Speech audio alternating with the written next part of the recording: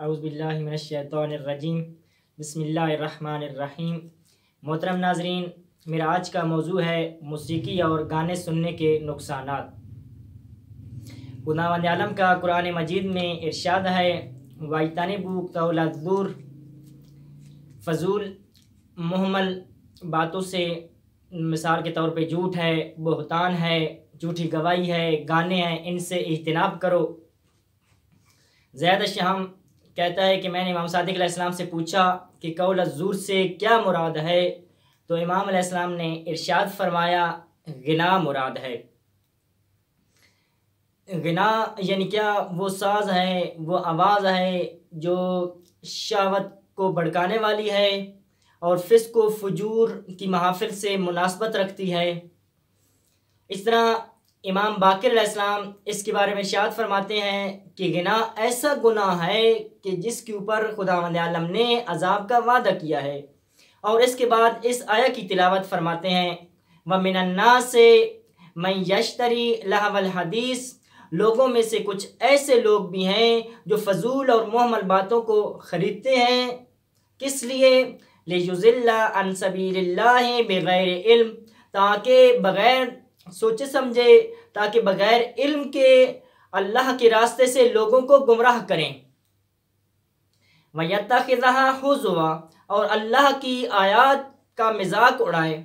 उलाइका अज़ाबुम मुहीन, यही वो लोग हैं, इनके लिए दर्दनाक अजाब होगा। इनके लिए दर्दनाक अजाब है। किन लोगों के लिए? इमाम बाकिर अलैहिस्सलाम की हदीस के मुताबिक जो गिना वाले हैं, जो मौसीकी वाले हैं, जो गाना गाने वाले हैं, उनके लिए दर्दनाक अजाब है।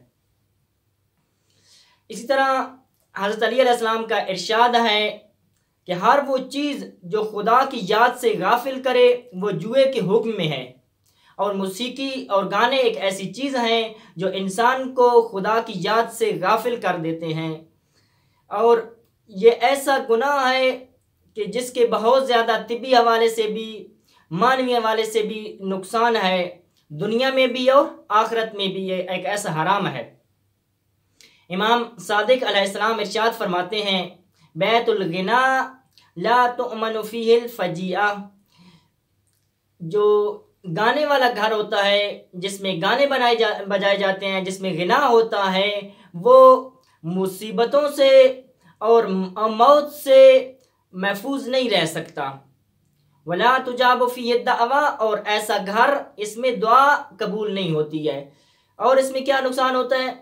वला यदखुलुहुल मलक, और इसमें फरिश्ते दाखिल नहीं होते हैं। फरिश्ते एक पाकीज़ा मखलूक हैं, एक पाक मखलूक हैं, और वो पाकीज़गी को तलब करने वाले हैं। और वो ऐसी जगह जो आलूदा होती है गाने की वजह से, उस जगह पे नहीं जाते हैं। वो शैतान का घर होता है जिसमें गाने बजाए जाते हैं।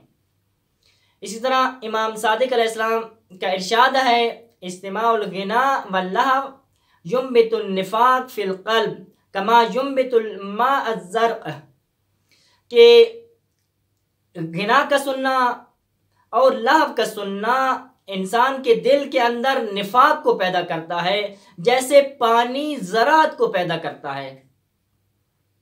यानी एक इसका क्या नुकसान है कि इंसान को मुनाफिक बना देता है, इंसान के अंदर एक निफाक पैदा हो जाता है। ये भी काफ़ी की हदीस थी, और जो पहले हदीस बयान किया वो भी काफ़ी से थी।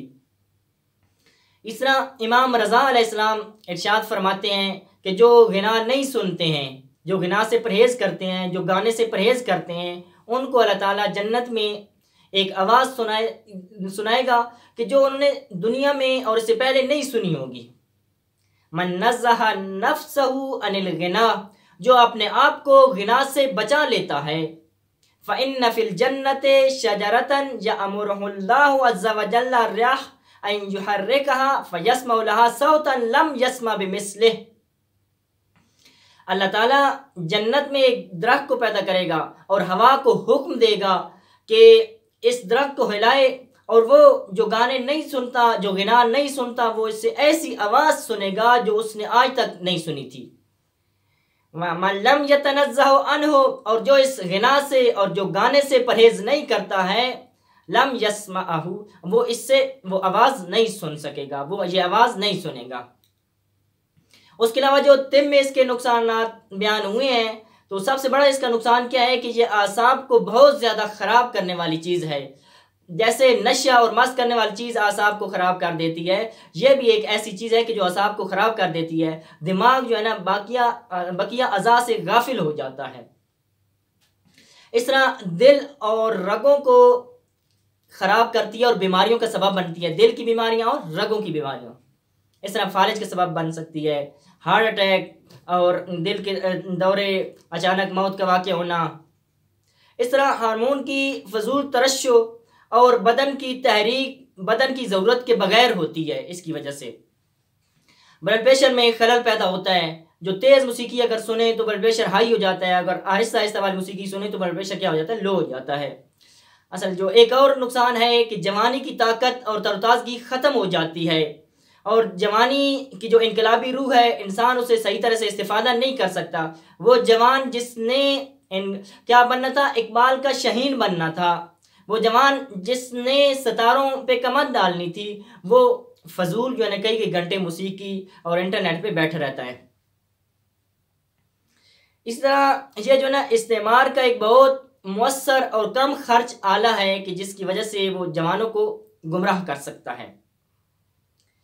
उसके अलावा अखलाकी और रूहानी फसाद और आलूदगी पैदा होती है, और इसकी वजह से इंसान जो है ना नूरानियत और तकवा से दूर हो जाता है। खुदा को इंसान भूल जाता है और खुदा से इंसान क्या हो जाता है, दूर हो जाता है इस मौसीकी की वजह से। इस तरह कानों की कमज़ोरी का सबब बनती है ये मौसीकी और गाने। एक तो बहुत ज़्यादा फुल आवाज़, जो बहुत ज़्यादा आवाज़ चलाई जाती है, उसकी वजह से कानों के पर्दों के ऊपर असर पड़ता है। या ये कि आजकल लोग जो है ना हैंड फ्री जो है ना कानों के ऊपर लगा के रखते हैं, तो इसकी वजह से भी क्या होता है, नुकसान होता है और कान कमज़ोर पड़ जाते हैं, इंसान को सही तरह से सुनाई नहीं देता। इसके अलावा मौसीकी से ख्यालात फासिद हो जाते हैं, और इसकी वजह से जो इंसान की एक अच्छी रूह है, जो ऐसी दिमाग में एक ऐसी सलाहियत होती है जो उसको नेकियों की तरफ उभारे और अच्छाई की तरफ दावत दे, वो क्या हो जाती है, मांद पड़ जाती है। उसके अलावा जो सेक्सी आवाज़ें होती हैं इंसान में शहवादरानी को जोश देती हैं, उनको भड़काती हैं, और पाकदामनी और अखलाकी इक़दार से क्या हो जाती हैं, दूर हो जाती हैं। इस तरह मौसीकी की वजह से ज़हन शुल हो जाता है और इंसान सोच विचार से आरी हो जाता है, इंसान की सोचने समझने की सलाहियत ख़त्म हो जाती है। उसके अलावा इंसान ख़ास तौर पे जो गाने ऐसे होते हैं जिनमें वीडियो भी होती है, यानी जिनको देखता है, तो वो भी जो लैपटॉप या मोबाइल या उसकी जो शुआएँ होती हैं वो आंखों के ऊपर पड़ती हैं, जिसकी वजह से आंखों की कमज़ोरी, जलन और उसकी खारिश का सबब बनता है। इस तरह कई घंटों तक गाने सुनते रहना, उसकी वजह से सर में दर्द होता है और दिमाग दुखने लगता है। और मौसीकी के अशआर जो होते हैं वो तासीर गुजार होते हैं। बाद दफ़ा इंसान इश्क मजाजी की तरफ चला जाता है, बाद दफ़ा ऐसे अशआर होते हैं जो इंसान को खुदकुशी की तरफ उभार रहे होते हैं और वो खुदकुशी कर लेता है। और जिस घर में मौसीकी होती है उसके बच्चे इसमें मुब्तला हो जाते हैं। यानी ऐसा नहीं है कि एक इंसान सुने और वो उसके बच्चे उसे इस्तिफादा ना करें, बल्कि जब इंसान खुद सुनता है तो आहिस्ता आहिस्ता उसके बच्चे भी साथ साथ सुनना शुरू कर देते हैं, और उसकी आने वाली नस्ल भी क्या हो जाती है, तबाह हो जाती है। माह रमज़ान और मुबारक का महीना है, इस महीने में हमें चाहिए कि हम तौबा करें, और खुशकिस्मत हैं वो लोग कि जो इस महीने में अपने आप को बख्शवा लें। परवरदिगार आलम से दुआ है कि परवरदिगार आलम हमें इल्म के साथ अमल और अमाल को इखलास के साथ बजा लाने की तौफीक अता फरमा। अल्लाहुम्मा सल्लि अला मुहम्मद व आलि मुहम्मद व अज्जिल फरजहुम।